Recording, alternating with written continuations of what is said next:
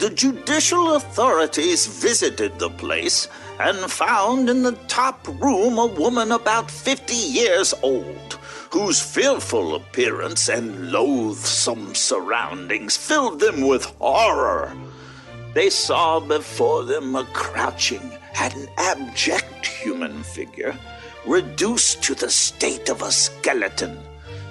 The figure mumbled and chattered as the law officials approached and then implored them for mercy. A haggard near skeleton found locked in an attic room? It sounds like something out of a Grimm's fairy tale or a horror movie. But this is no dark bedtime story made up to frighten children into behaving. The pitiful creature police found that day had once been a beautiful, wealthy young woman, the toast of the town, much in demand at every ball, every party, every salon that mattered in the French city of Poitiers, until she made a terrible mistake. She fell in love. Shall I ever regain my freedom? Or am I to be forever consigned to this living tomb?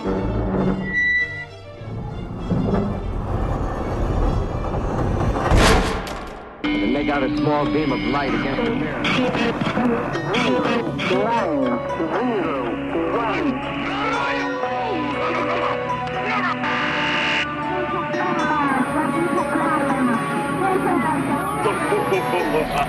Truly weird stuff. Love and marriage go together like a horse and carriage. This I tell you, brother, you can't have one without the other. Actually, you can. People do. And until fairly recently in human history, love had very, very little to do with marriage. Not that romantic love is a new idea. It's always existed. It's just that romantic love wasn't considered essential to marriage, which was more of a practical arrangement, more about consolidating social and financial power than about any notion of true and everlasting love. Marriage itself is a pretty recent development for humanity.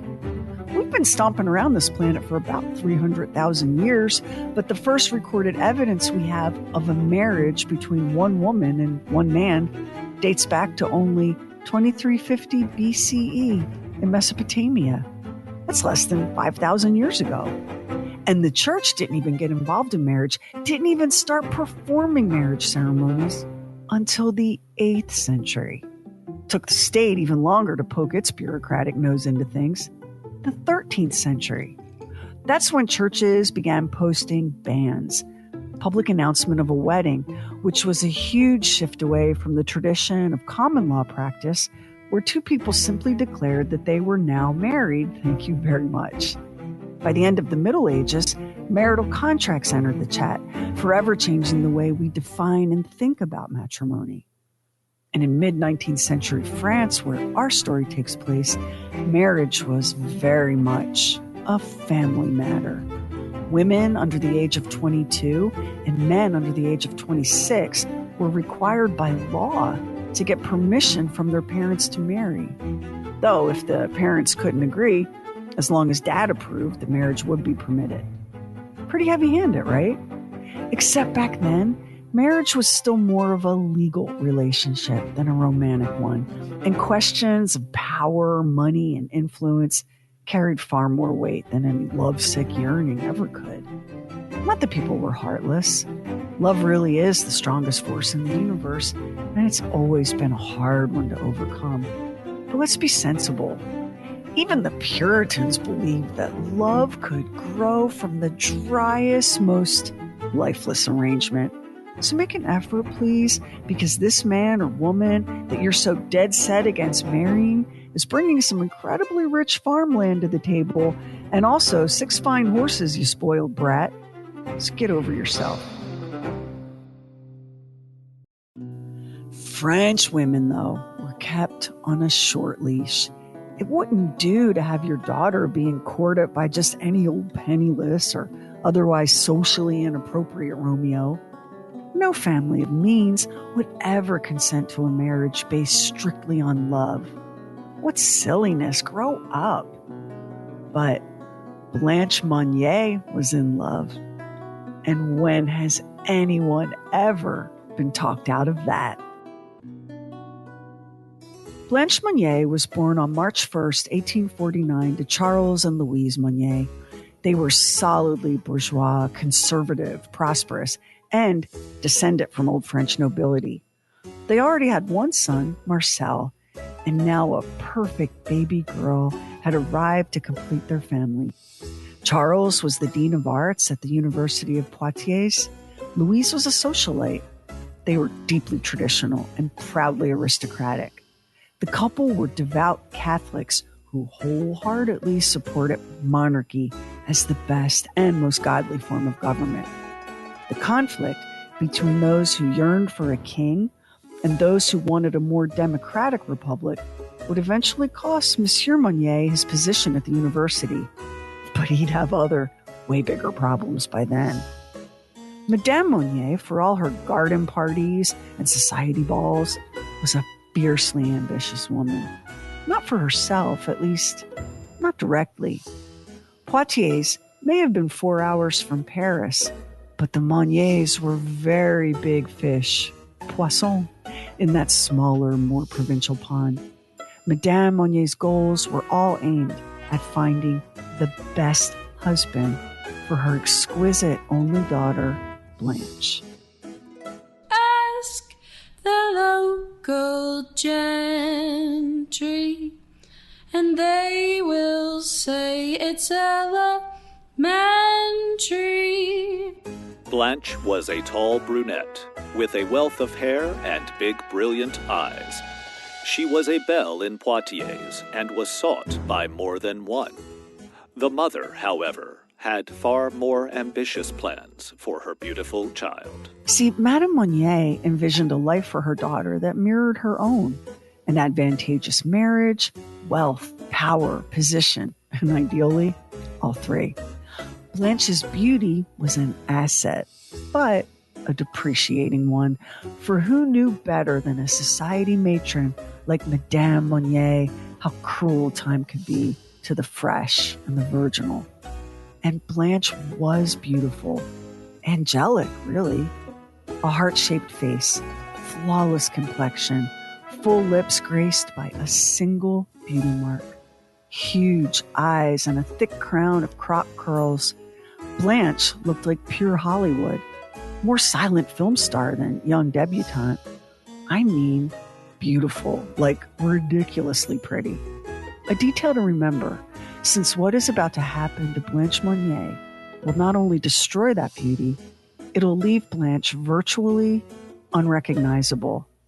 Some would go so far as to say what happened left Blanche barely human. There was no shortage of men clamoring for Blanche Monnier's attention. She came from an old established family of means. She was as bubbly and vibrant as she was beautiful. But there may also have been a brittle, fragile quality to Blanche's charms. Blanche had a history of what they used to call nervous problems. There were the so-called mystical breakdowns that happened in her teen years. There were the eating disorders. Anorexia hystérique was what they called it. But of course, back then, anytime a woman did anything that pushed against the rigid expectations demanded of her by society, well, they did like to call that behavior hysteria. It was said, though, that Blanche Monnier was sensitive, high-strung, and that may be true. But it may also be true that Blanche Monnier simply had a mind of her own and didn't care to be controlled. That kind of thing was enough to get a woman labeled as mentally ill. It was enough to land a woman in an asylum.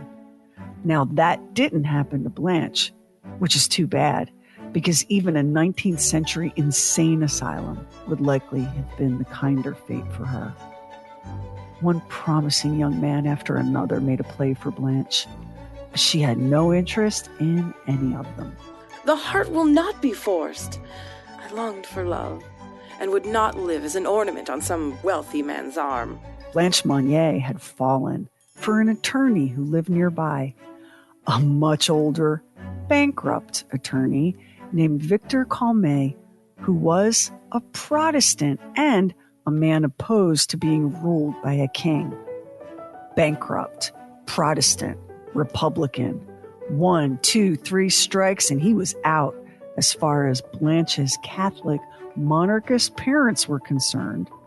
So quick sidebar, Republican in 19th century France meant something very different than Republican means now. The French Republicans wanted to get back to the ideals of the French Revolution. They wanted to restore democracy and put an end once and for all to the notion that any king or queen had the right to govern the people. Now, from Blanche's parents' perspective, she couldn't have made a worse choice. For their daughter to marry a man with nothing, a man who despised royalty and wasn't Catholic on top of it all? Absolutely not. But Blanche held the line. At 27 years old, she knew her own mind. She refused to obey her mother's wishes that she accept a proposal of marriage from a younger, more socially and financially acceptable suitor. Blanche Monnier would marry only for love or not at all. Suitors were numerous for the hand of la belle Mademoiselle Monnier, but Blanche resolved to select a husband for herself and not to take one chosen officially, as it were, by her relatives. And she had fallen desperately in love with a barrister who had brains but not money, and whose prospects in this profession were not very bright. Blanche vainly besought her mother to consent to her marriage to the lawyer.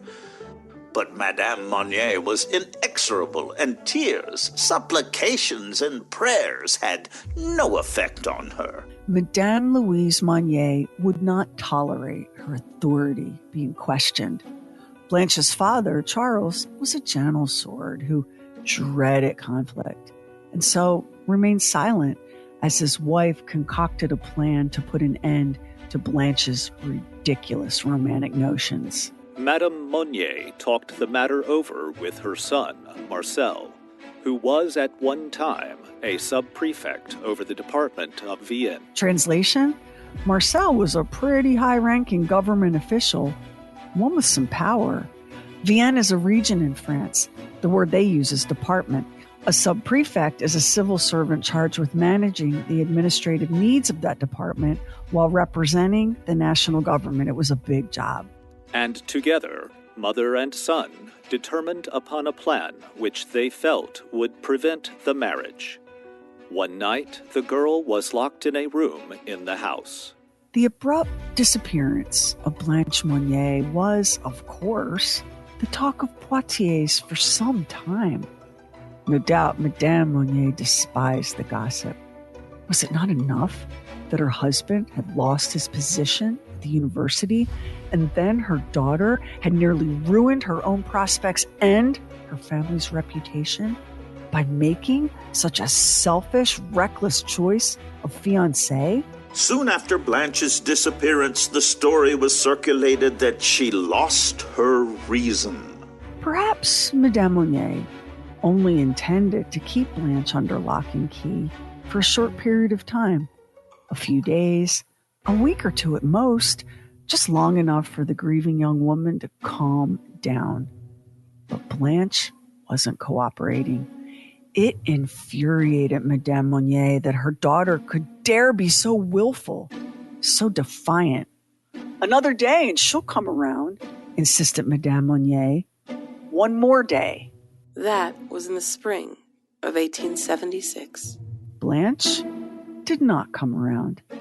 She remained locked away, not in her own bedroom. No, Madame Monnier believed that Blanche had been coddled and pampered and spoiled enough, and look at the result.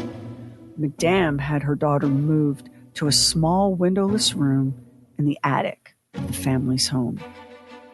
Visitors came calling. Blanche's friends and acquaintances. The Monniers lied about their daughter, saying that she was at boarding school, and then she's in Scotland, then traveling abroad. As time passed, fewer and fewer questions were asked. People moved on, like they do. New gossip pushed the mystery of Blanche Monnier aside. You know how it is. People have short memories and are caught up in their own life drama. It was tragic, though, what happened to her father. Poor man, the people of Poitiers whispered. That humiliating fall from grace at the university, and then the callousness of his only daughter to leave him grieving her absence. What the people didn't know was that Charles Emile knew perfectly well where Blanche was, knew that he could see her at any time by simply climbing the tall staircase that led to the narrow attic where Blanche was imprisoned. Not that he wanted that fate for his daughter. Charles Emile Monnier was horrified by his wife's actions. Horrified, but cowed and unwilling to oppose Louise in any way. In a weird twist, almost symbiotic, with each day of his only daughter's confinement, Charles Emile gradually weakened and faded away a little bit more and a little bit more until he died suddenly and unexpectedly in 1882. Here rests the body of Mr. Charles Emile Monnier, born on 12 March 1820, died in Poitiers on 9 April 1882 at the age of 62. Honorary Dean of the Letters of Poitiers, Knight of the Legion of Honor, Officer of Public Instruction. Pray to God for him. It's unknown if or how Blanche was informed of her father's passing. And then, 4 years later, Victor Camet, the bankrupt lawyer, the man Blanche loved, he died too. By this point, Blanche had been imprisoned in the attic of her home for a decade. Surely now, with Camet dead, Madame Monnier's heart would soften. Camet no longer posed any threat to the Monnier family reputation. Why not allow Blanche to make her own slow return to society? Eventually, the endless questions about Blanche became too much for even Madame Monnier to fend off, so she tried something new. Madame Monnier, tearful and with choking voice, confided to the inquisitive neighbors the awful fate that had befallen her poor Blanche. "My daughter is hopelessly insane," she said. "I could not bear to take her to an asylum. I kept her here in her own room, and she has all her heart desires." It worked. The tragic insanity of the beautiful Monnier heiress became the talk of Poitiers. How sad it was for dear Madame Monnier, such a devoted mother, and a saint too. Look at the care she lavishes on her daughter, whose mind is so broken that she can't even see the pain she inflicts on that poor woman. Blanche's friends had a rival less for the young eligible bachelors of Poitiers, and by the insane girl in the palatial mansion was forgotten. Back then, it wasn't unusual at all for a person with a mental illness to be kept locked up at home, especially if the family was prosperous. The neighbors sympathized with Madame Monnier, who continued to be her daughter's jailer, with the full knowledge and support of Blanche's brother Marcel, who had married and pursued his career, all while pretending to mourn his absent sister. Marcel's marriage and work took him away from Poitiers for a number of years. Maybe that made it easier for him to live with his own conscience. Blanche in her attic cell, out of sight and out of mind, caught up in his own life and his own problems. His sister's fate, an unfortunate and uncomfortable thing to think about.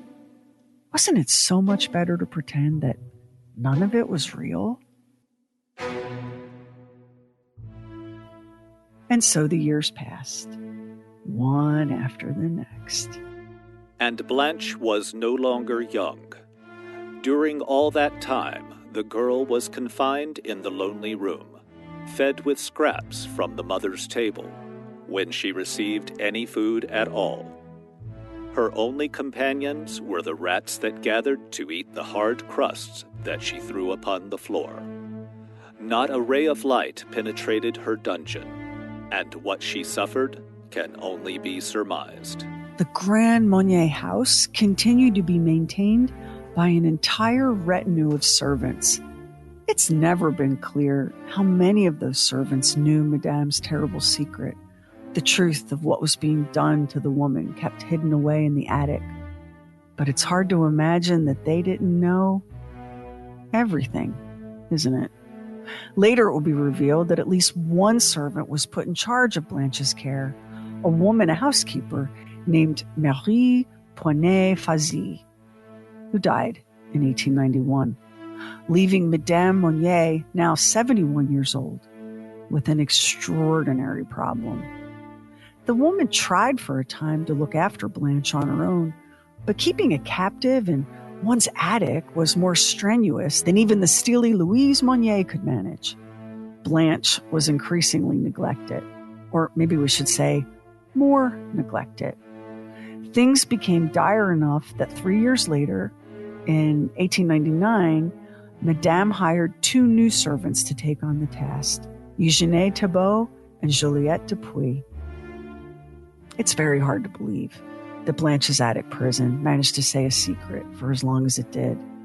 But you know that people are very good at convincing themselves that what they want to do and what is right to do are the exact same thing.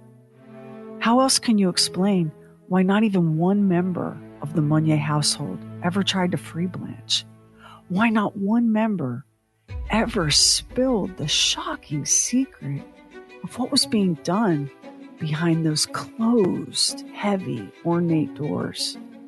Until someone did.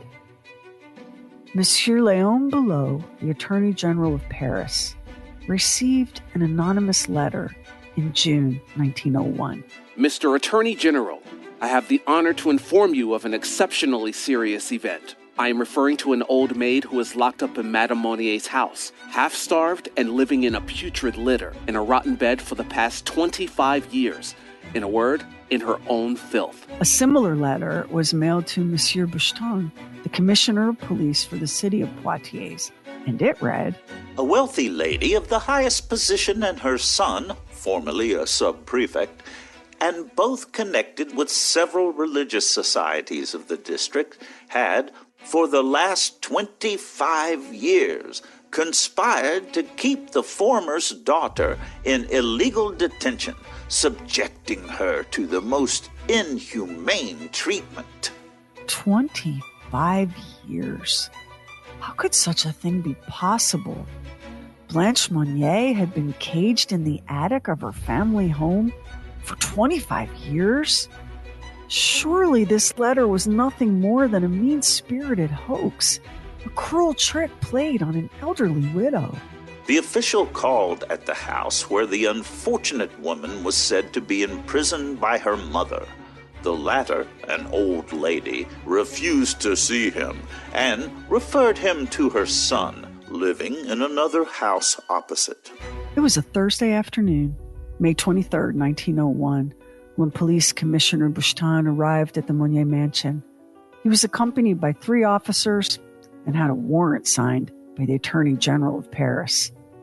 Marcel Monnier refused to speak to the police. Well, he tried to refuse. Marcel wasn't a man with much in the way of a backbone, and the police commissioner finally badgered him into a meeting. Marcel tried to convince the man that Blanche's whereabouts were not his concern, that Madame Monnier had a physician's authority over her daughter, what we call medical power of attorney, and therefore was not obliged to answer to anyone on the subject. When Commissioner Boucheton informed Marcel that he wanted to see Blanche Monnier at once, Marcel objected. No, absolutely not. But the commissioner would not be put off, and Marcel had never, ever been able to stand his ground, especially not when threatened with legal action. Marcel caved and led the commissioner and his officers across the street to his childhood home. He walked them through corridors and up staircases to what appeared to be an unused wing on the third floor of the sprawling house. He gestured toward a hallway door, saying, "My sister lives there, in an apartment of her own." Marcel clearly hoped that this would be enough to satisfy the police. He was mistaken. The commissioner insisted that he must enter this apartment now, immediately fetch the key. Again, Marcel waffled and wheedled and tried his best to persuade the commissioner to leave. And again, Marcel failed. Bushtan gave orders to break the heavy door down. Lighting a lantern, one of the officers revealed a space roughly 13 feet long by 10 feet wide. The only window was nailed shut and draped in a heavy curtain. Not even the faintest sliver of daylight could fight its way through. The commissioner entered the room, which was in darkness, and throwing aside the curtain, saw lying upon a straw mattress, which was in the most filthy condition, a woman, naked and like a skeleton in appearance. Her arms were hardly an inch and a half in diameter. Heaped on the floor all around that moldering and foul straw mattress were mounds of rags, scraps of food, and piles of gnawed-upon bones. Rats and cockroaches scurried into corners, startled by the sudden light. Murky as it was, coming through the smeared and filthy and heavily covered glass windows, the only light, the light of the lantern. The air in the room was thick with the stench of excrement and rotting food, and Blanche Monnier, scabbed and emaciated, shielding her face from the sudden light with arms thin as twigs, her hair wild and matted into a nearly solid mass, long and crawling with vermin. Commissioner Bushtan and his officers were frozen in shock, gagging at the smell, unable to comprehend what they were seeing. When Bushtan tried to question Blanche, she answered in monosyllables without making eye contact. In fact, she barely acknowledged the strangers in her doorway. Gone was the fresh beauty that had dazzled Poitiers society. Blanche Monnier now looked more like a child's scribbled nightmare than any privileged debutante. Rushed to a nearby hospital, it was determined that Blanche was in the last stages of starvation. Weighing just 55 pounds, she wasn't expected to survive. The girl was left in a room for more than 20 years, with the window walled up so that no light or air could get through, left with all the accumulated dust and filth of years. She had not had a bath or a wash in all that time. One would suppose that a human being would die within a year of such treatment. The filth and rank squalor of the attic where Blanche had been kept was in stark contrast to the rest of the home, which was bright, immaculate, tastefully furnished, not a speck of dust to be seen, and not an object out of place. Madame Louise Monnier and her son Marcel were immediately arrested and charged with the unlawful incarceration of Blanche Monnier. Marcel was indignant. The only crime he was guilty of, he insisted, was that of being a most loyal and obedient son. When Marcel Monnier was arrested, he admitted that he had known of the imprisonment of his sister, but he pleaded that he had acted as he had on account of filial piety, which was one of the cherished traditions of his family. The scandal that Madame Monnier feared would result from Blanche marrying a penniless Protestant lawyer many years her senior was nothing compared to the scandal of being arrested alongside her son. Now, age 75, Madame Monnier still had that same imperious manner, that same air of entitlement. She was bemused by the police and didn't seem to grasp how serious the circumstances were. Then she appeared before a judge on June 7th, 1901. The judge was blunt. For the first time, Madame Monnier seemed to grasp the magnitude of her actions. She would be charged with manslaughter in the death of her daughter. After the hearing, Madame was returned to her cell, where she promptly died of a heart attack, which feels right on brand for the controlling old socialite. Once again, but this time, for the last time, Madame Monnier made her daughter's suffering all about herself. Marcel was left to face justice alone. And the public turned on him in fury and disgust. Even Madame Monnier's funeral procession wasn't spared the outrage.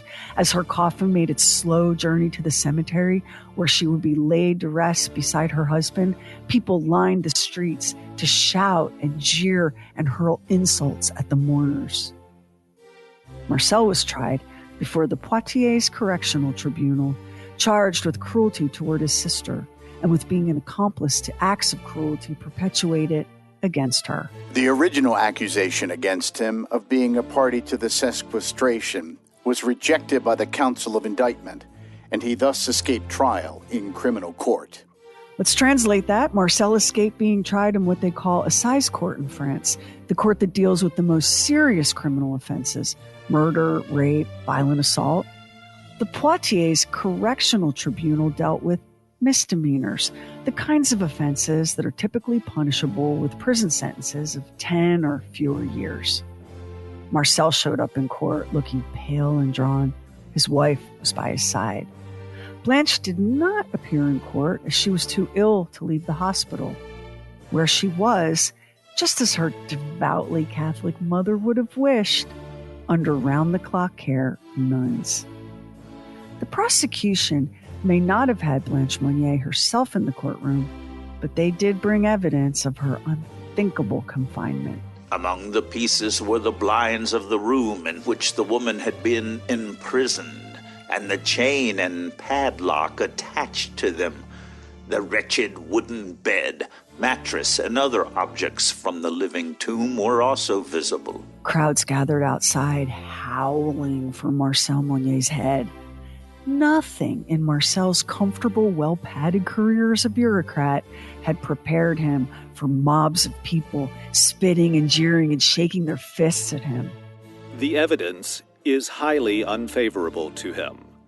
As he was led out by the gendarme, the people in the street wanted to lynch the little weasel-faced man, who looks remarkably inoffensive in spite of his reputation for inhumanity. When he was being conveyed from prison to the courthouse, over 2,000 infuriated people tried to wrest him from the gendarme and tear him to pieces. It was such a scene that Marcel's defense attorney had to raise his voice in the courtroom just to be heard above the noise. Marcel's defense argued that there was no reason for arresting this man and treating him as a common criminal. Blanche Monnier was known to be demented even when her father was alive, and precautions had to be taken to prevent her from disgracing the family. Next, the defense produced a pile of letters written by Marcel to his sister Blanche. Letters that showed that Marcel was always affectionately disposed toward his demented sister, and he often expressed his wish that she would leave her room and take the fresh air like other people. Counsel for the defense conveniently left out the part about her attic door not only being padlocked closed from the outside, but also hidden behind a movable panel so the prying eyes wouldn't realize that a door even existed there. Then Marcel himself took the stand. Under cross-examination, Marcel Monnier told the magistrate that he was in the habit of going to see his demented sister daily, but being short-sighted, he did not notice that she was in filthy condition. Short-sighted? And also lacking a sense of smell? Short-sighted, but not blind. He didn't see the window nailed shut. Didn't see the heavy draperies blocking out even the narrowest ray of light? Marcel had an answer for that, too. My sister detested the light and always insisted on her room being darkened. Even as Marcel testified that no one, including himself, would ever dare challenge his mother's authority, his own attorney generously threw the late Madame Monnier a bone. How, he asked, could the mother be a monster when she had provided for Blanche in her will and even stipulated that Blanche and Blanche alone was to share her tomb? There was scattered applause in the courtroom after that speech, but it was clear that the majority of those in attendance were hostile to Marcel, disbelieving his claims that he had no knowledge of the horrifying conditions in that attic, and no knowledge or responsibility for how his sister had come to be held captive there for 25 years.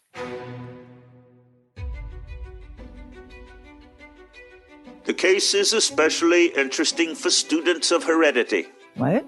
How so? Blanche Monnier herself is shown to have been from the cradle of weak-minded, stubborn will and maniacal. Her father, who is said to have been an amiable and worth man, was obliged, after the unfortunate love affair, to lock her up. He kept her at home, thinking she would get better care there than at an asylum. During his life, she was well treated, but after death, there shortly followed her loss of mind.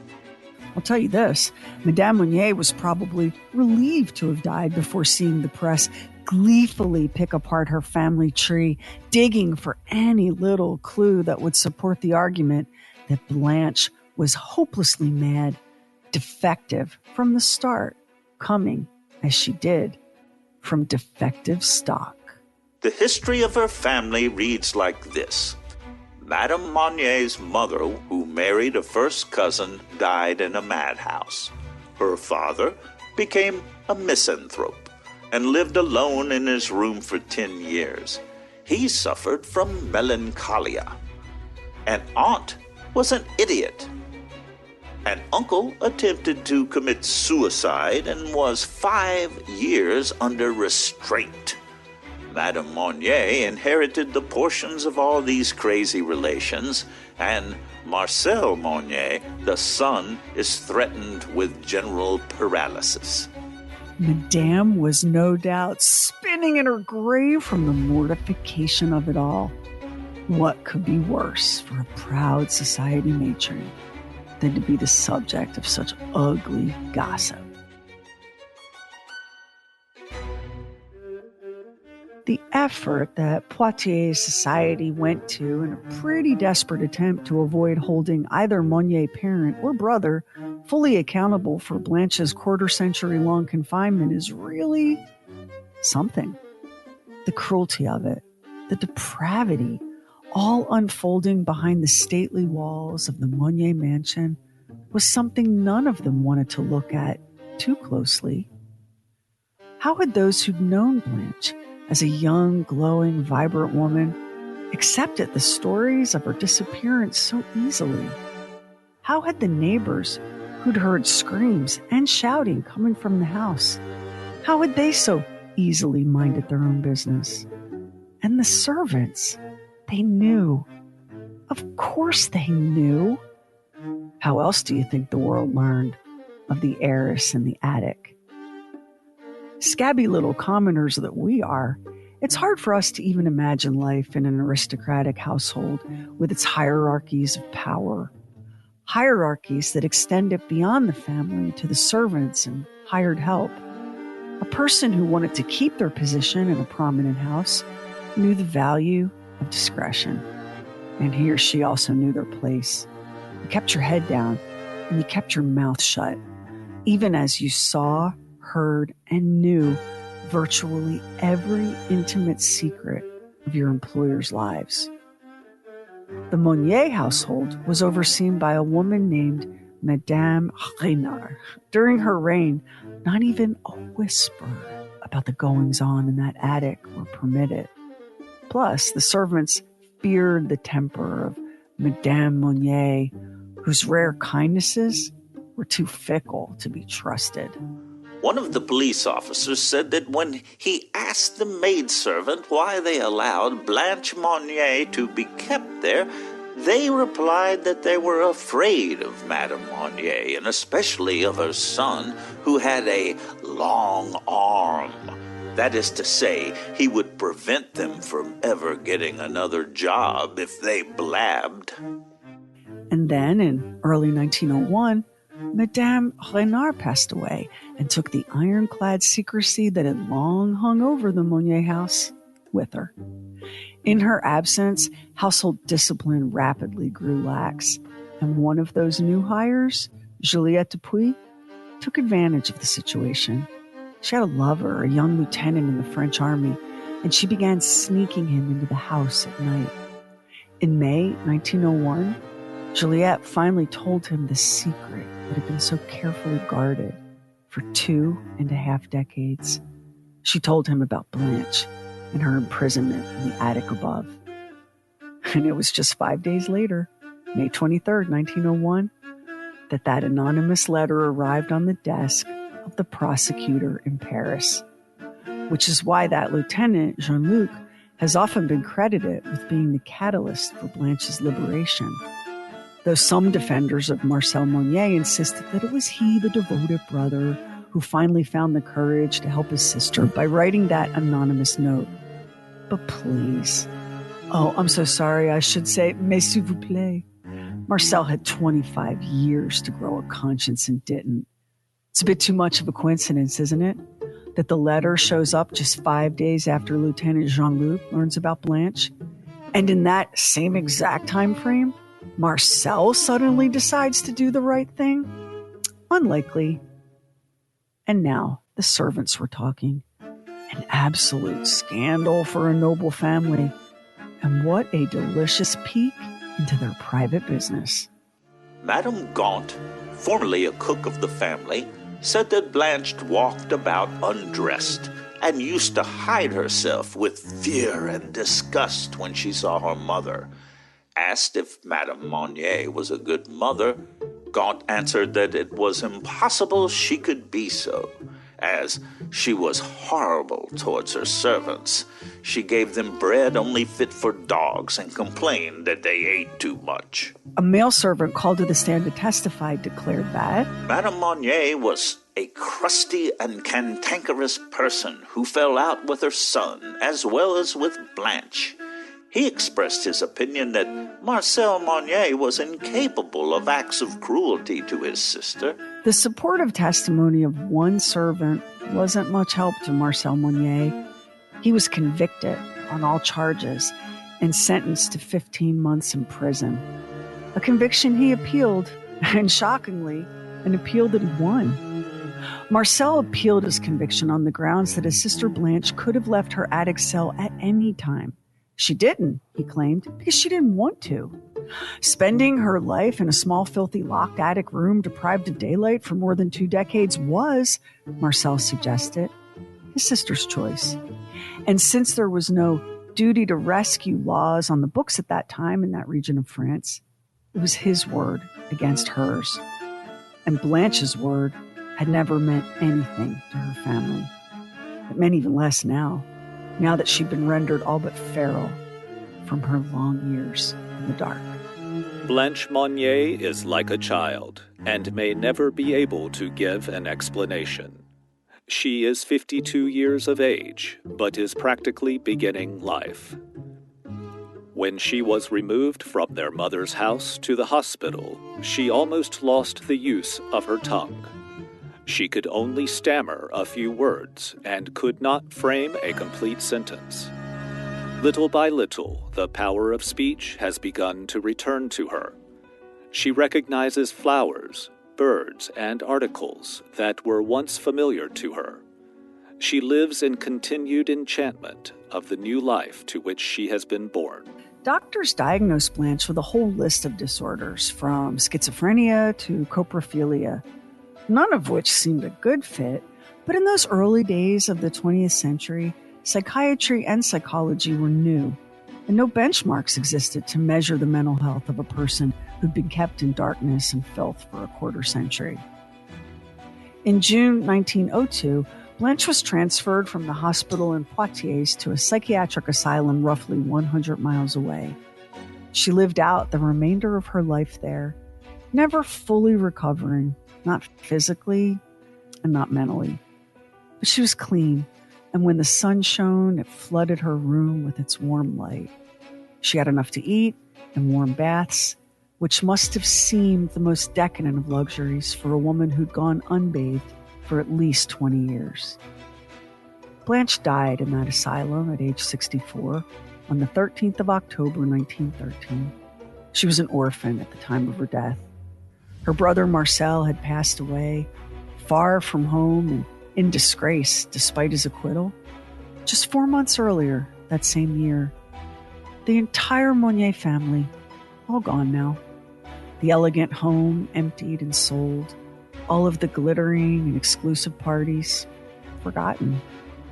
All of the reasons for every decision, every choice, every moment that led to Blanche finding herself behind a padlocked door, it all seemed meaningless in the end. Because it was. The Monnier family was as much a prisoner to appearances as their daughter was in that cramped attic. No one in that family was ever free. But it was Blanche who paid the steepest price. Paid with her liberty, paid ultimately with her life. What Blanche dreamed was her future, her family saw as rebellion, as ingratitude. Louise and Charles Emile Monnier essentially murdered their own daughter, but left her body alive. And for what? For the sin of falling in love. Love and marriage go together like a horse and carriage. Dad was told by mother, you can't have one, you can't have none, you can't have one without the other.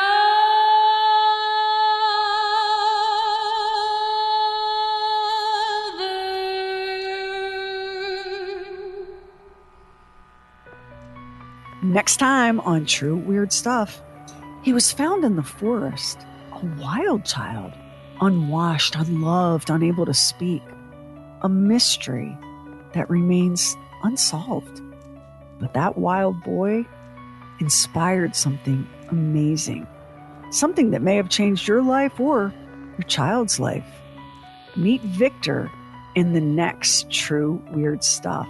And we are very excited to tell you that this is an episode that was written by one of our true weirdos, Matthew Benton, the wild boy on the next True Weird Stuff. Special thanks to our voice talents on this episode: Aaron Cox, Sam Moore, Carrie Doc Bowser, Don Morgan, and singing from Elizabeth Jordan. Sherry, when I was listening to you tell this story, there are some similarities with the Rosemary Kennedy story. You had a daughter who was brought up in society, a debutante, but maybe had some sort of an emotional problem, maybe a mental problem of some kind that they tried to fix with the ice pick, the lobotomy. It reminded me a little of this situation where this wealthy family was so concerned about how things look, they did something that was really desperate. It makes me so sad to think, because everyone's dead now. The house is gone. You never even heard of the Monniers until today. Mm-mm. So what do it's not like, oh, the scandalous Monniers. The way that human beings will steal another person's life for the pettiest of reasons, because that's what happened here. They stole Blanche's life. They stole it.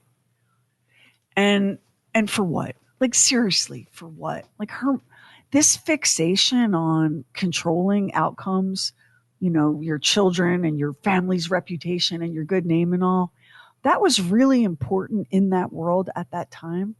But there are plenty of people walking around right now with zero aristocratic or noble anything that have experienced that kind of heavy-handed control in their family, or maybe guilty of inflicting it. Like, why can't we just leave each other the hell alone? I guess is my question. This Blanche Monnier, I cannot even describe to you. This was, when I first saw a picture of Blanche Monnier before her captivity, I felt like, what's that movie with Jane Seymour and Christopher Reeve, Somewhere in Time? Oh, yeah. I was so mesmerized by this image of a person from the past, one of the most beautiful women I've ever seen. And then you see the photographs of Blanche cowering in her attic the day she was found by police. And you are looking at a Halloween decoration. Like, there's just no other way to put it. Yeah, I think there is no way you can adequately describe how stunning she was when she was younger, and then what had happened to her because of her confinement, and what a horrifying existence that she had. You hear about these stories every once in a while where people are kept in rooms and locked up for many years at a time. But you have to wonder with the son, her brother, Marcel, despite his acquittal, when he was talking about his mother, I was reminded of what the men said at the Nuremberg trials. Well, I was just following orders. It's just what Hitler wanted us to do. Well, it's just what Mom wanted me to do.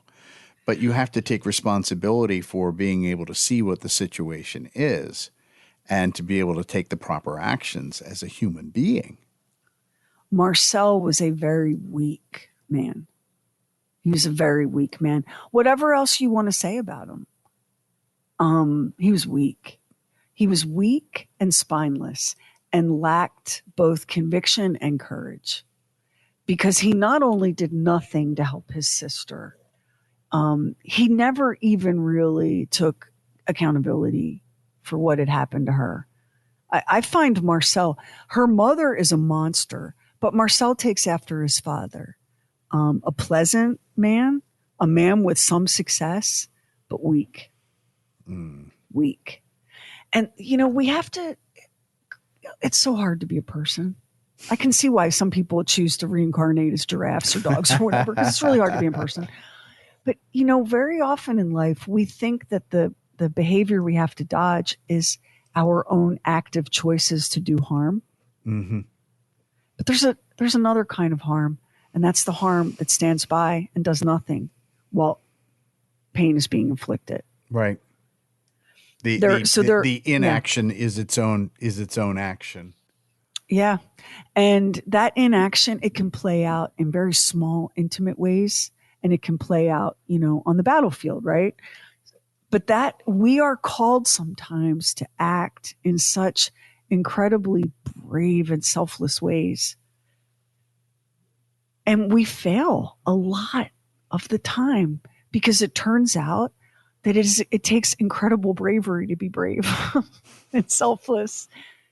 And a lot of us we just aren't, we want to believe we are. We want to believe that we're just exploding with righteous courage and moral conviction.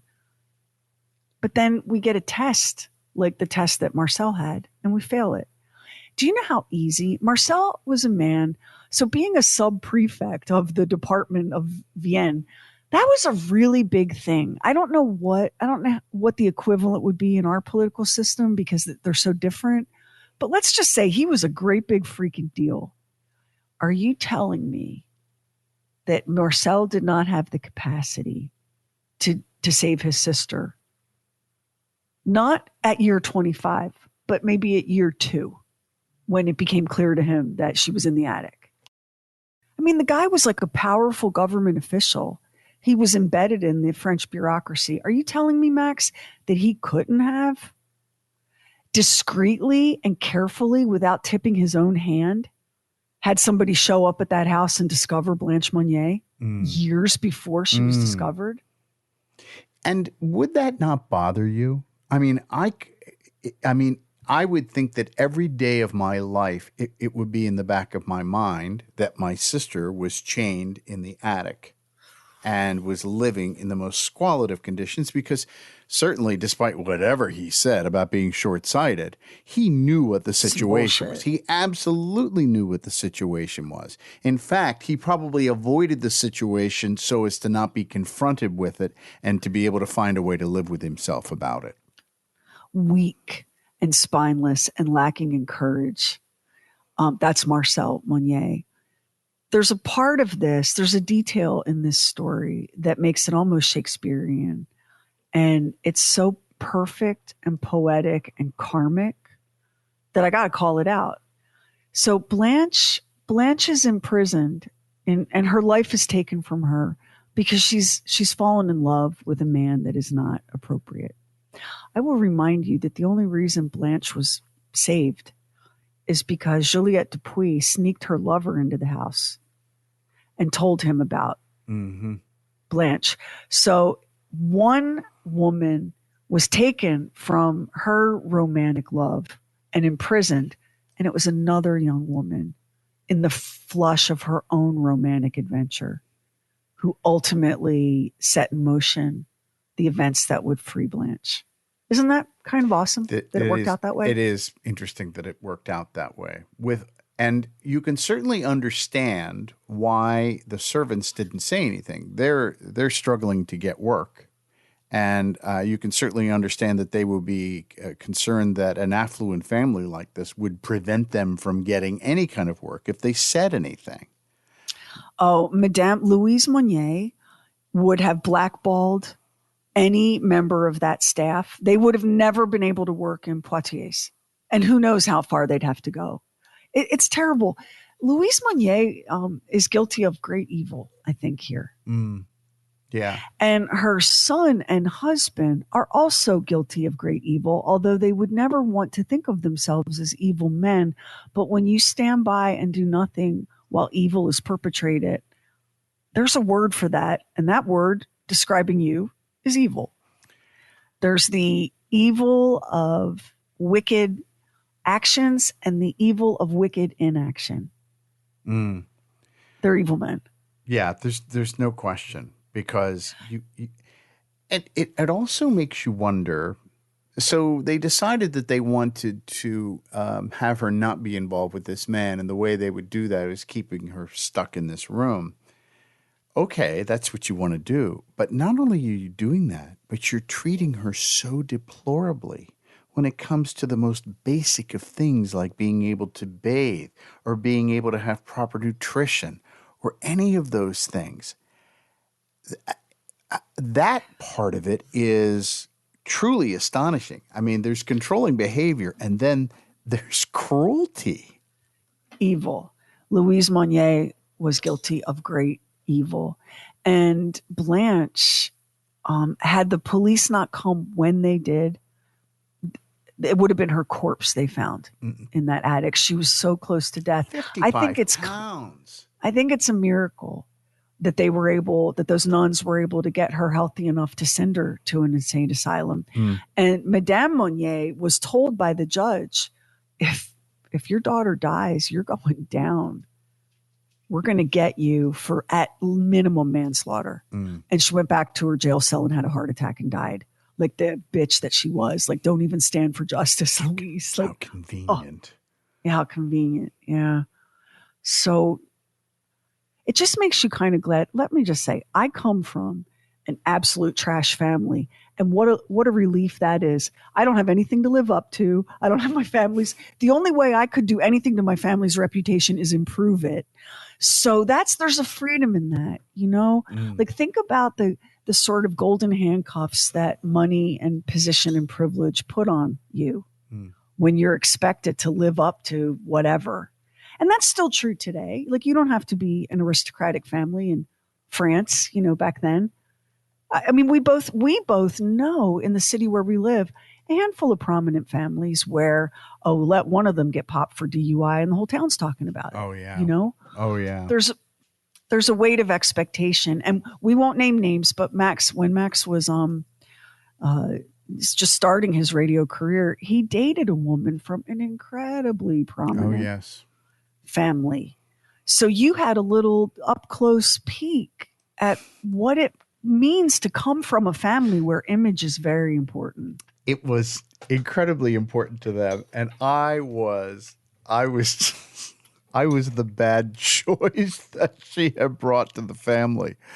I can remember going to a dinner, and I was in the kitchen with the kitchen staff, and we were laughing and having a good time. Oh, they were in the formal dining room going, oh, yes. Where is the DJ? Where is he? Mildred, where is the disc jockey? And they were counting the spoons after you left. I'm sure they were. Yeah. And so, and you know what's interesting for a lot of those families, and of course there's no hard and fast rules, but there is a certain eccentricity that goes with high wealth and a lot of those families. And what would pass for normal for you and me does not pass for normal for them at all. No, they're playing a whole different game in a whole different league. Yeah. And we are outsiders. And their money does a weird thing to people. Money tricks people into thinking that they're better than they are. That they're just better people. They're more virtuous. They're more industrious. They're more hardworking. They're more deserving. And this is true even of people who didn't earn that money, like people who inherit this wealth, right? Right. People who marry this wealth. There is men and women, because it does go both ways. There's this weird effect that money has on your mind and on the way you perceive the world. And this expectation that because you have this wealth and this privilege and this quote unquote good name, that the rules are different for you. Mm-hmm. How else do you account for Louise Monnier just locking her daughter up in the attic for 25 years? Well, the rules didn't apply to her. No. The rules don't apply to me. I'm Louise Monnier. And apparently the husband and the son were bought in on that as well. And I mean, the idea of her being a disgrace because she is with this older man who doesn't have any money, and that's well, we've got to prevent this from happening, not because they were trying to protect her from a place of love, but because they were more concerned about what their image was because of what was happening with her. And who knows really what all was going on with her. I mean, you know, obviously she had some sort of challenges emotionally and mentally, but at the same time, I would say today those are things that probably be easily fixable with therapy or medication, something like that. Well, it's impossible to know now which version of Blanche was the truthful version. Because, of course, Marcel and Louise were going to say in their own defense that she was always nuts and that they were just trying to protect her. Yeah. Now, the portrait that we have of Blanche Monnier, I don't mean the photograph, I mean like the picture that we have of this dazzling, charismatic, compassionate, lovely woman that literally lit up every room she came into, right? Mm-hmm. That doesn't really jibe with what we hear Louise and Marcel say. No. But you know, we all have many faces, and maybe Blanche, she certainly had some episodes in her teen years that raised eyebrows in her family, but God, don't we all? Who in their teens doesn't have episodes? I think everybody has some kind of episodes of things that happen through the course of time. Something that happens that, you know, you're a teenager. And let me just say, I mean, I'm surprised no one in my house locked me in the attic for 25 years. I could be a right handful, you know, right?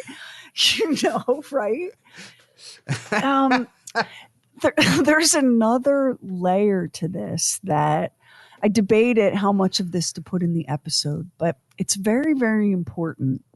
One of the critically important things in this story is that the Monnier parents were Catholic monarchists. and that the man their daughter loved was a Protestant Republican, which again, I'll remind you, does not mean the same thing in this story that it means today. No. So that was a hill the Monniers were willing to die on. And the people of France were also like, yeah, we kind of do not want a king. So they were, her dad lost his job because of his political leanings. Mm-hmm. That was a big part of how he sort of quietly got swept out of that university position.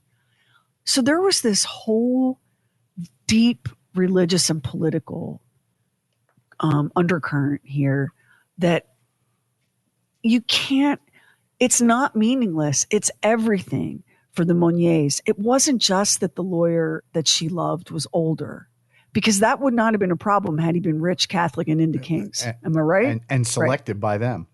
Yeah.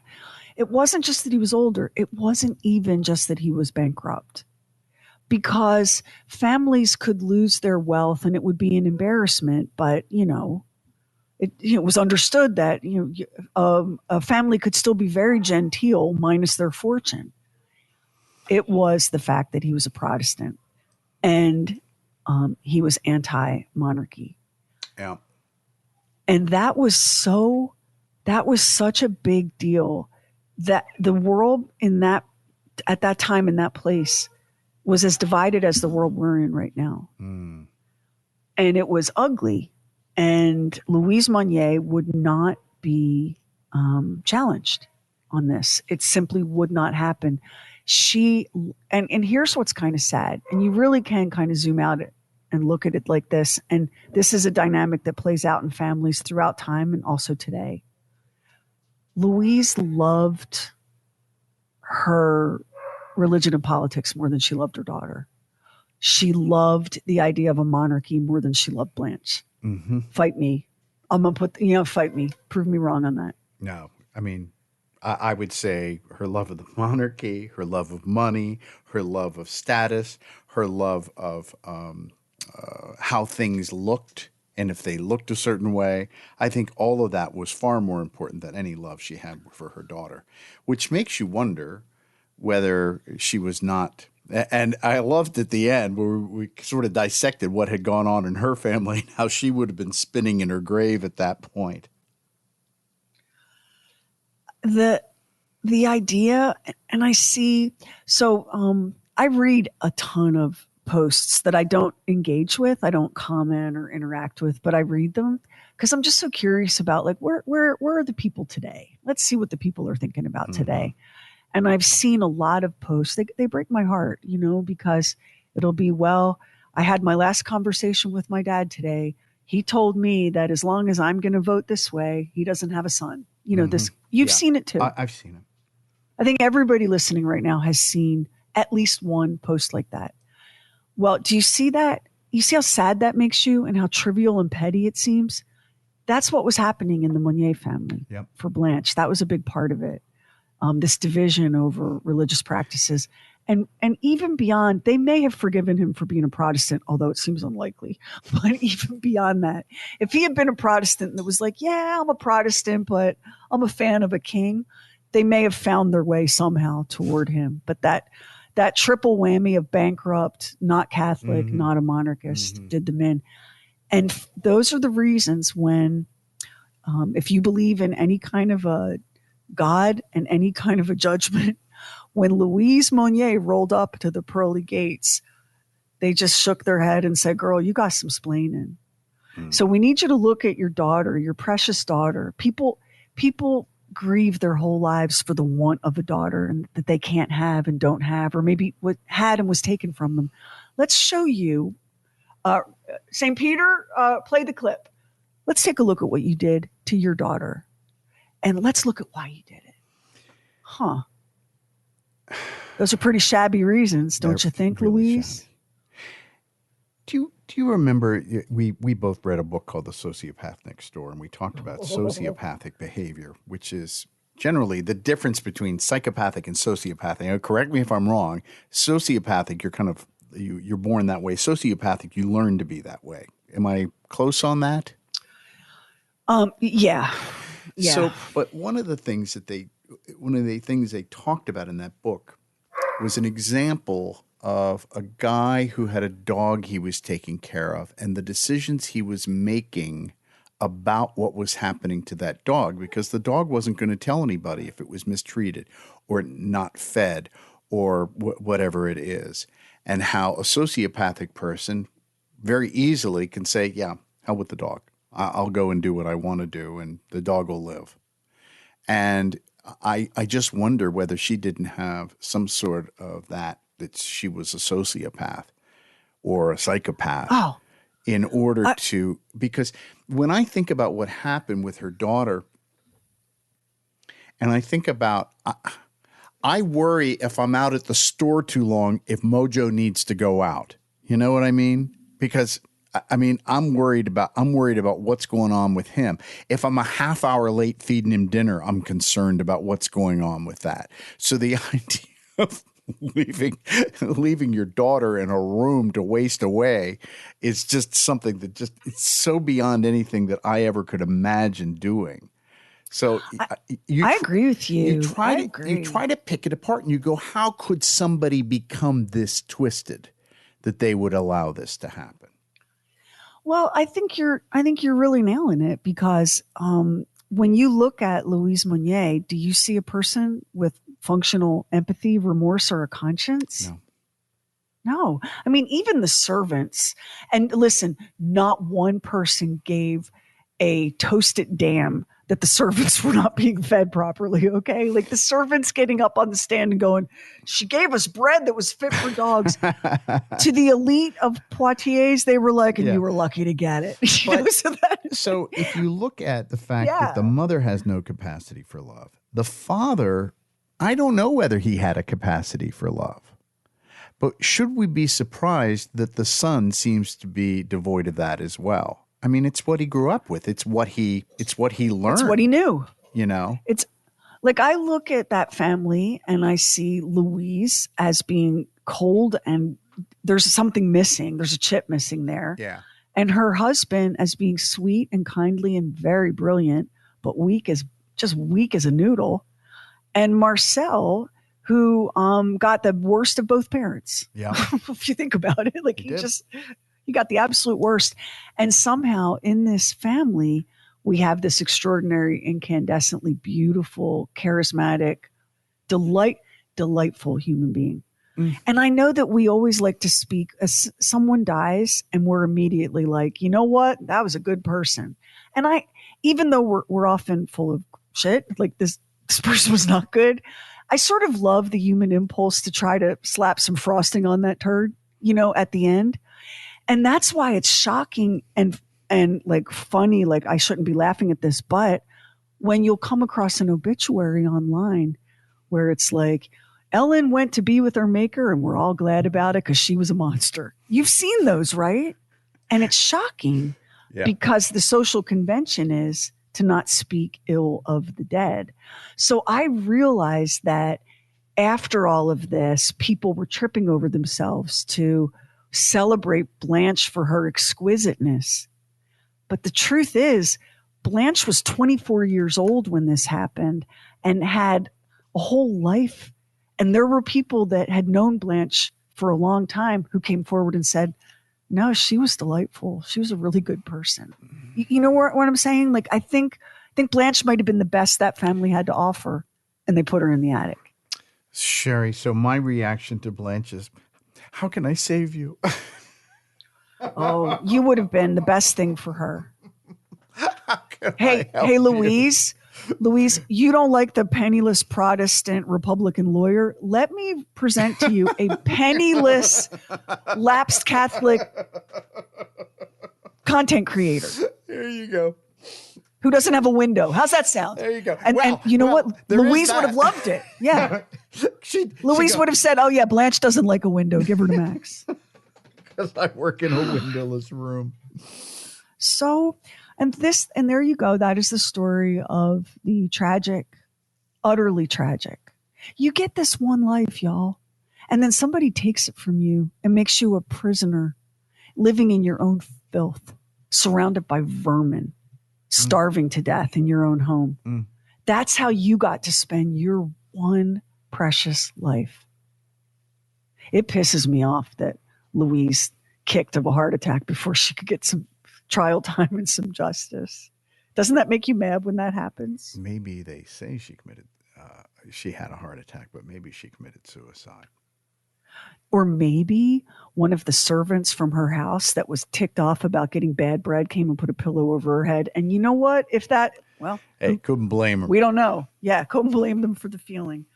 So a story that began with young love ends with young love coming in at the very last minute to save the beautiful maiden imprisoned in the tower. This has all the ingredients of a fairy tale or a story. It's got it all.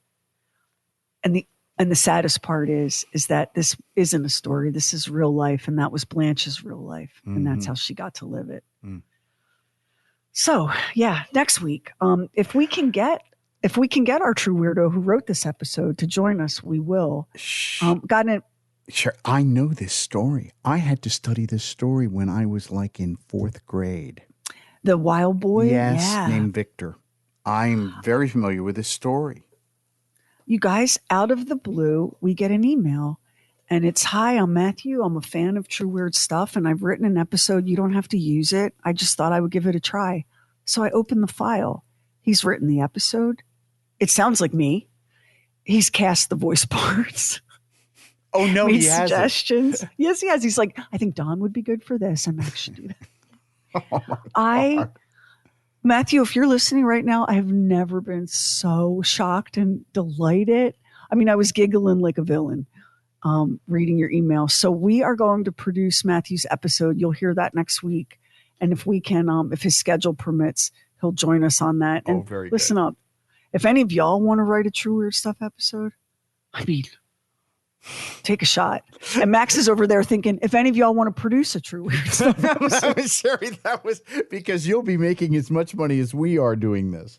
Which is nothing, but you'll have love. You'll have our love, and our love. Ask our family. Our love isn't worth much, but it's not nothing. It's not nothing. Okay. It's more love than poor Blanche Monnier ever had. So next week on True Weird Stuff, it's the story of a wild boy. Here's what you may not know about this wild child that they found in a forest.